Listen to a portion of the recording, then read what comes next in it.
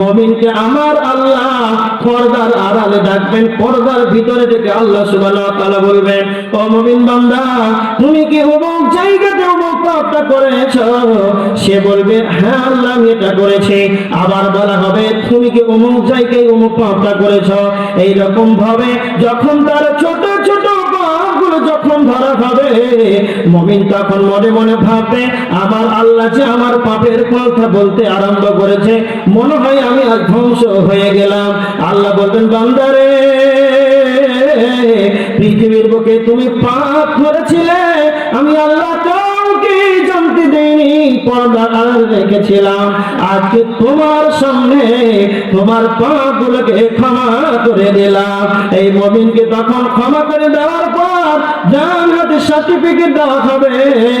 আর মুমিনকে যখনই ডান হাতে সার্টিফিকেটটা দেওয়া হবে, মুমিনের মুখ থেকে দুইটা কথা বলবে, মুমিনের মুখ থেকে দুইটা কথা বের হবে।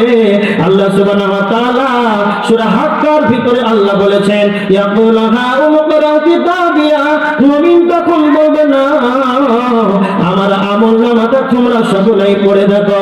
আর দ্বিতীয় কথা তার মুখ দিয়ে বের হবে, সে বলবে ইন্নী যানানতু আন্নী মুলাকিন হিসাবিয়া, আমি জানতাম আমাকে একদিন হিসাবের সম্মুখীন হতে হবে। যখন আমি দুনিয়াতে কাজকর্ম ছিলাম, আমি যখন চাকরি করছিলাম, যে কাজে ছিলাম, মাঠে ঘাটে হাটে বাজারে এয়ারপোর্ট স্টেশনে, যে ক্ষেত্রে জমিন প্রান্তে জলসমুদ্রে, আমি সর্বদা ভাবতাম যে আমাকে কিয়ামতের দিন একদিন বিচারের কাঠগড়ায় হতে আল্লাহর সামনে হিসাব দিতে হবে। আমি জানতাম যে আমাকে হিসাবের সম্মুখীন হতে হবে। তার মানে প্রকৃত মুমিনকে পৃথিবীতে দুনিয়া করবে আর পরকালটা তার ধ্যান থাকবে, পরকাল দিহি বলে জীবন যাপন করবে, কবরকে বলে স্মরণ করবে, নিরাপদ করে কবরে যাবে। একটা মানুষ কেমন করে আমার মতন ব্যক্তি তার আত্মারে শুধু নাই মারা গিয়েছে বিধায় নীরব না করে কবরে একাই শুয়ে আছে, আমাকে একদিন এইভাবে খবরে চলে আসতে হবে। আল্লাহর নবী বলছেন ওই ব্যক্তি হলো বুদ্ধিমান মুমিন, সর্বদা কবর জিয়ারত করবে আর তার নিজের মওতটাকে নিয়ে ভাববে। এবার দেখেন মরণকে নিয়ে যদি আপনি চিন্তা ভাবনা করেন তাহলে আপনার কি লাভ হবে?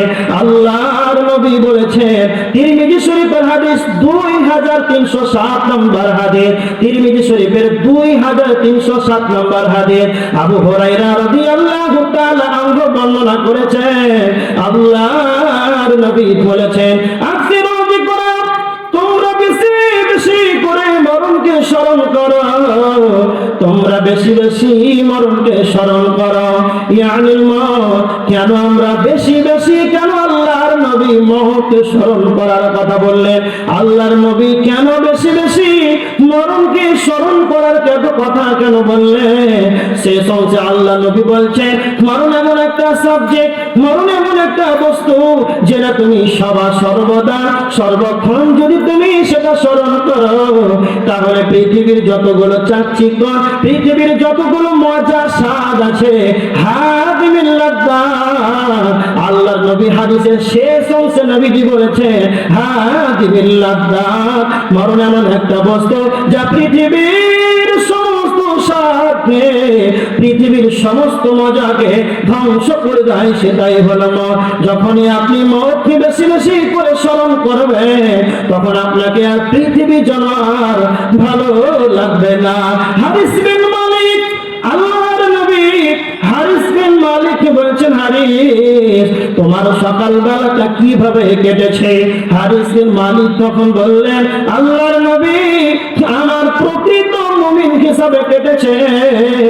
আল্লাহ নবী তখন বলেন হারিস বিন মালিক প্রত্যেকটা কথার ভিতরে সত্যতা লুকিয়ে থাকে, প্রত্যেকটা কথার ভিতরে হাকিকাত লুকিয়ে থাকে।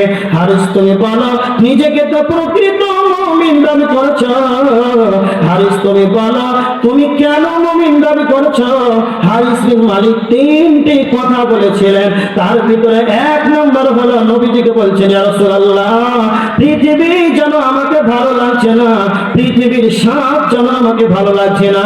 দুই নম্বর তিনি বলেছেন ইয়া রাসূলুল্লাহ আমি সারাদিন রোজা থেকে থেকে আমি পিপাসার্ত অবস্থায় কাটাই। নাম্বার তিন আমি রাত্রি জেগে জেগে জেগে ইবাদত করি, আমি রাত্রিটাকে বেশিরভাগ ইবাদতের মাধ্যমে কাটাই। এই জন্য আমি নিজেকে প্রকৃত মুমিন হিসাবে দাবি করেছি। তার মানে যারাই প্রকৃত মুমিন হবে রে, তাদেরকে দুনিয়া ভালো লাগবে না, তারা আখিরাতের প্রতি সর্বদা অটল থাকবে, আখিরাতে তারা অগ্রাধিকার দেবে, পরকালের জন্য প্রস্তুতি গ্রহণ করবে। এরাই হলো বুদ্ধিমান মুমিন। আল্লাহর নবী একদিন সাহাবীদেরকে বলছেন, ও আমার সাহাবীরা, তোমরা শোনো, এমন একটি জান্নাত রয়েছে, এমন একটি জান্নাত রয়েছে, সেই জান্নাতের ভিতর থেকে বাহির দেখা যায়, যার ভিতর থেকে বাহির দেখা